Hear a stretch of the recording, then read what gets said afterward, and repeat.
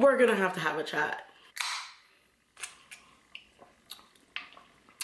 Get your drink and let's talk. And this may not be the answer that you think. Oh, be friendly, be nice and cuddly, give lots of hugs, and just do everything that they do. No, I used to be like that.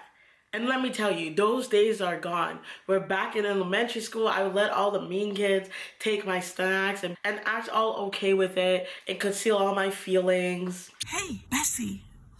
Listen up. Are you trying to figure out your purpose? So I created a chapter specifically on purpose. There's 6 different codes in this ebook, by the way, to ensure that you live your best life. And some of the question is like, do you know what your purpose is? What obstacles are you currently going through right now?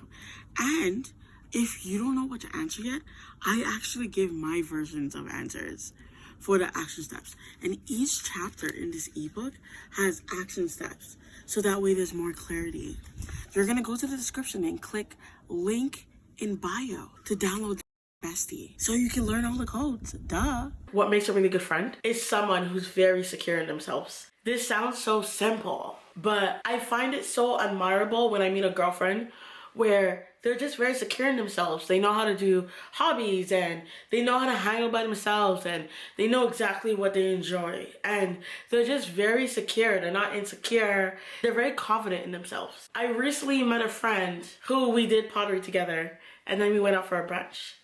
And what I really liked about her, which had me out of my seat, was she was like, oh no, I like doing indie films. I like going to indie films every week and watching them. And I was like, what? Because in my head, I don't meet a lot of people where they have hobbies, where they actually like doing things on their own, because usually I'm the one that's doing that and everyone else is like depending on the other person to plan something or waiting for someone to do something. You know what I'm talking about, where they never plan anything. They never try to plan something. They're always waiting on you to do it. One of the biggest hack, develop your own hobbies. Learn to be more confident and secure in yourself, and more people would want to be around you.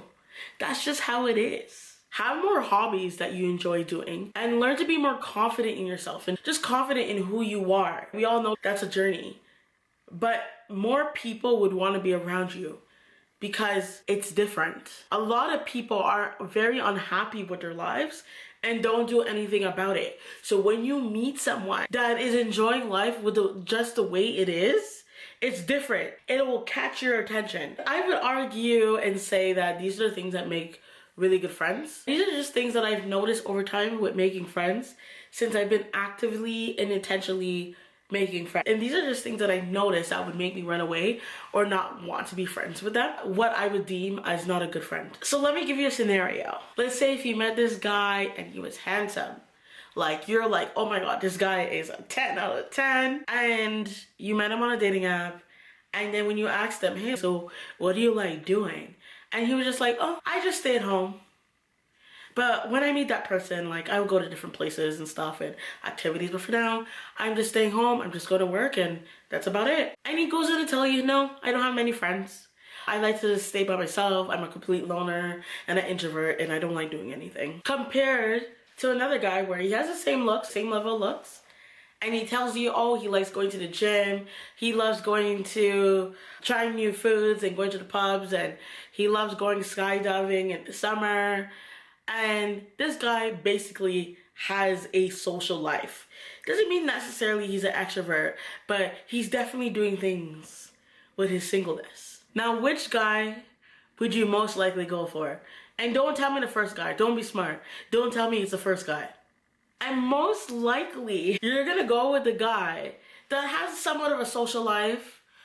And it doesn't mean that he has a lot of friends, but he's doing things. He's getting out the house, right? He's doing things he enjoys that makes him happy. And I bet you his mental health is through the roof. And it's way better than the person who's not doing anything and they're staying at home. And most likely, they're just lonely and depressed waiting for that person to save them. You spoken to a guy that does not do anything, usually they're very clingy and they don't like doing much. Anyways, let's move on. This is the same aspect with the difference between a good friend who's healthy in their mind, body, and soul, compared to someone who doesn't do anything at all and they're just depending and waiting on someone to change their life and help them because they're feeling lonely and they have a void. The biggest thing I noticed every time, and maybe there's some outliers, okay? But the biggest thing I notice every time I meet someone who doesn't have many hobbies and they don't do much is usually their mental health plummeting, and their social life is not so good, and they're just busy telling you about all the things that's not working in their lives. I don't know why it's like that, but when I meet girlfriends and they don't have much going on, it's a way different energy. I have observed that when you hang out with a person who's more socialized, it's just their life is going well, work is going well, and even if their job is not their dream, but they're doing things, they're doing well for themselves, you're more likely to have a lot more to talk about because they have hobbies, and plus you want to be around them more because you're like, well, this person's interesting. You see, when you're doing things that you enjoy, it makes for interesting conversations. Ever talk to a guy where they had no hobbies, like, and you ask them what they like doing, and it's so boring? You know they're making it up. They're like, from time to time, I go with friends or blah, blah, blah. And you're like, dude, I know you don't do anything, basically. And you're like, what is that? Like, they don't seem interesting. It's the same idea. I know this sucks because you're like, wow, that's the whole point of making new friends.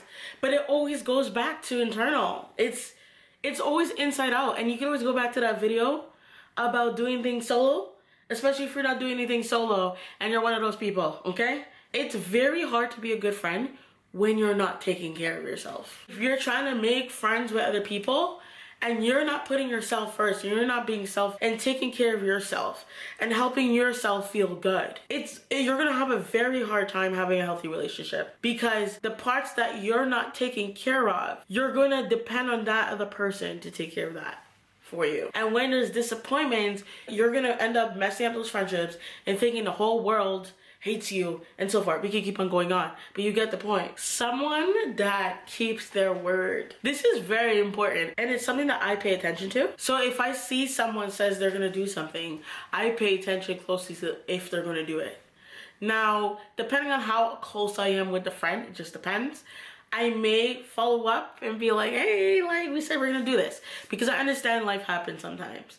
But if we're not that close, I will just watch you and see, okay, is this person ever gonna get back to me? If not, they're never gonna hear back from me again. A really good friend is someone that keeps their word, or they at least hold themselves accountable. So if they knew that they were supposed to do something, or you're supposed to go somewhere, they at least come back to you and say, hey girl, like, I couldn't do this because so-and-so, or whatever the reason is. I respect people like that. Even if it's gonna be a negative, or it's gonna be an outcome that I don't expect, I will respect you even more if you can be honest. Makes all the difference. And don't tell anyone. But sometimes I will do this on purpose. And so if I make a plan with someone, I will purposely sit back. I'm one of those people who I don't forget plans. And so right away, I would contact them and be like, hey, like, we're going for today at 6, right? Blah, blah, blah. So what I do sometimes is I'll just sit back and I'll just wait and let me see if they really want to go. Because it's a really good test if they're really interested in going with you, or they're just going because you're just there. And luckily, most of the time, I will tell you this. Most of the time, if someone's meeting up with you, this is my consensus, they really genuinely want to meet up with you.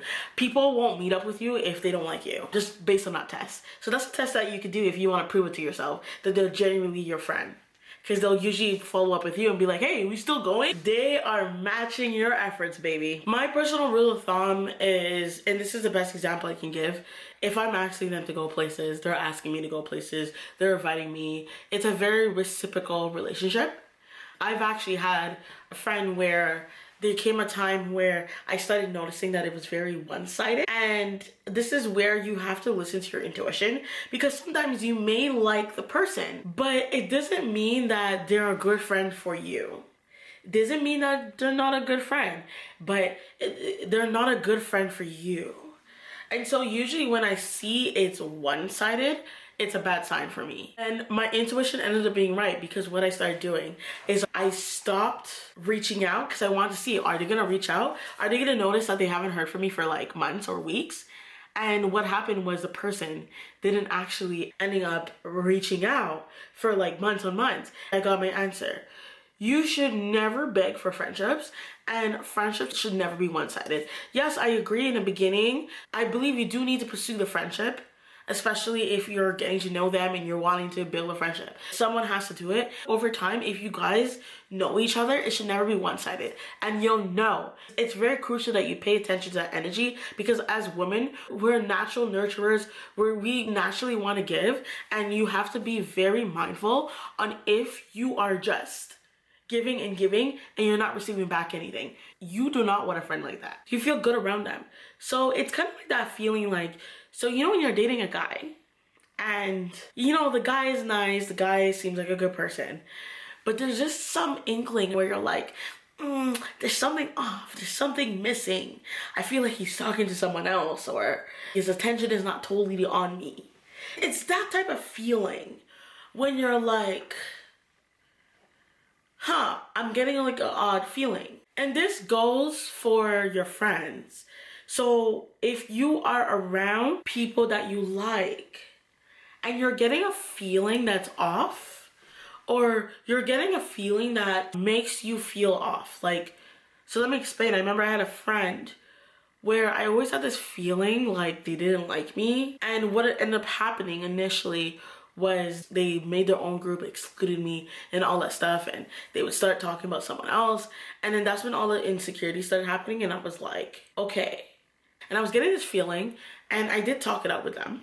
It's not that I didn't, and it was a good conversation, but I was still having that feeling where I was feeling like I don't feel good when I'm around them, because something in my intuition is telling me, nah, good friends don't do that. People won't be excluding you from this group. This is not high school. And so I think it's very important to recognize how you're feeling. And usually if you're feeling that way, this is apart from insecurities, but it's a very distinct feeling.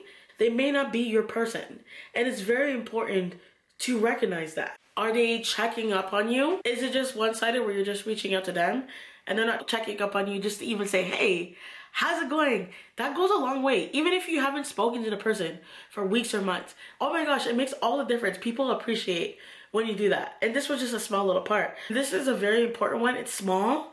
Are they checking up on you? Are they making sure you're all right? Are they, even if it's once in a while, they're like, hey girl, we haven't spoken in a while. But are they checking up on you, or is it just one-sided? Pay attention to that. Do they have a good balance when it comes to emotions? What I notice is sometimes people can lean on one side more than the other. Meaning that there's people out there where they start to just bring their issues to you and how they're feeling, especially if it's on the negative side.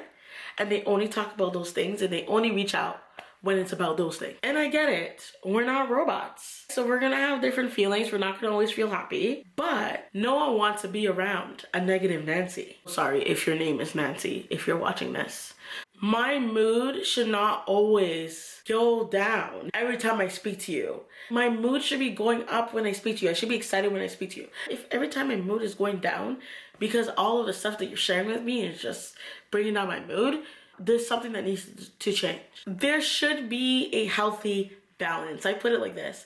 It's important to have those conversations, but I highly believe that you don't need to have those conversations when you're first getting to know that person, because it's all about impressions. I think it's very helpful to have deep conversations where you're having a healthy debate or you're talking about different views. I think that's awesome to have deep conversations beyond just surface level. But we have to remember that a friend is not so you could dump all your stuff on them so you feel better. No. And this goes into the next one. It's important to know what your boundaries are and what your non-negotiables are. You know yourself best. I will give an example. My biggest thing is if I meet someone and right away they are complaining about money. And they're like, well, I don't want to go here because it's too expensive or it's too much money. When in fact, you knew this, especially if you're going to a festival. We all know that when you go to festivals, the food is more higher up and all that stuff, right? We all know that. We're not gonna like beat around the bush. We know it's not cheap. So if I'm meeting up with a friend or meeting up with friends and there's that one person like complaining about money, and I understand things can be rough, but it kills the mood around the group And in my experience, especially around a group, most of the time if you talk to other people, they'll tell you straight up it's a turn off. It's usually a turn off. So this could be anything, but that's my biggest pet peeve. And usually, most likely, I wouldn't go anywhere with that person again. Because when you're going out with the person, the expectation is you're gonna spend some type of money. It's okay if you have a budget, but the key thing is you say before so you don't bring them up when you're going outside. Because it doesn't make anyone feel good when you say that. And for me, I know what I like. I personally like being around people who want to eat and they're ready to spend. And I'm not saying these are like $200 bills, but I personally like someone who's, okay, let's do this, let's try different foods and so forth. But that's what I like. So I would say it's important to know what your non-negotiables are, what you like doing. Maybe you don't want a friend that does not like going on hikes because you like hikes. So you know you want a friend that goes walking, or maybe you want a friend who only eats healthy, or you don't want a friend that always complains about eating junk food. It's the same idea. You don't want to be around a friend that's like, well, it has too much sugar, because it kills the mood. Take the negativity out. So the point is, it's very important to have your non-negotiables of what you don't want in your circle. The key thing is, if you are unable to communicate with that person and tell them, hey, this is all I can afford, or this is what I can't eat, then they're not your friends. They should not be your friends, because you should be able to communicate with them these things, and friends should be able to adapt because life has different roads and potholes. Do they have inside jokes? Now, I just want to point this out. I know that I didn't talk about the typical things like, oh, a friend should be loyal. They should be generous. They should be nice. Because I think those things are very obvious. Those are morale things. I believe anyone can have those qualities, even though I know there's people who don't. But I believe anyone can have those qualities based on the tips I gave you today. It needs to be just deeper. It needs to be deeper than that. I feel like all those things are surface level. If you ask someone about their qualities, most likely everyone would say, oh, I'm loyal, I'm a good friend, and all that stuff. But I believe that it's more deeper than that. Since I've been making friends, I realized that there's certain key things that I'm looking for when I'm looking for a good friend. Get back to it. Now, do you guys have some inside jokes? Do you guys joke around? Do you guys send memes to each other and laugh and all that stuff? Or do you guys have some type of commonalities? I think those things are important because it keeps the communication going. It keeps the conversation going. You know what I'm talking about? You may not have anything to say for that day, but you have a meme to send them because you're like, oh my god, this meme reminded me of them. That reel reminded me of that person. So let me send it to them because that's so them. You guys should have something like that, whatever that may be. But what's a good friendship without that? Where you guys can just be goofy and be yourself. And not always have to have serious conversations. But you can have conversations where you can laugh about it and be like, yeah, that's so true. I think that's what's most important, is you're able to just be free and feel free. So a lot of the tips that I gave is obviously going to be subjective to what you're looking for. So it's important that you make it based on what you're looking for and what works for you. And if I missed anything, add it in the comments and tell me what qualities you value most in a friend.